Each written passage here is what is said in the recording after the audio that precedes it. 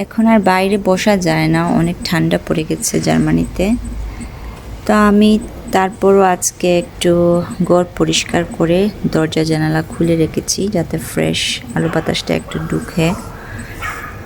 দেখতেছো আমার গার্ডেন বলতে একটা ছোট্ট মিনি গার্ডেন, কিন্তু পাতাগুলো একেবারেই শুকিয়ে যাচ্ছে কারণ ঠান্ডা পড়ে গেছে।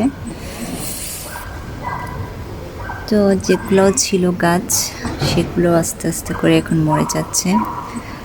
তো আমার পাশে যে নেইবরের বাসা, ও বাসারও গাছগুলো দেখতেছো নিস্তেজ হয়ে যাচ্ছে।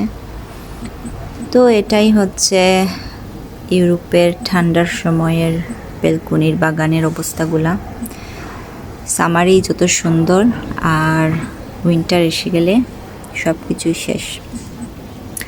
তো এক কাপ চা বানালাম, চা বানিয়ে বসে বসে খাচ্ছি আর আমার গাছগুলোকে দেখতেছি।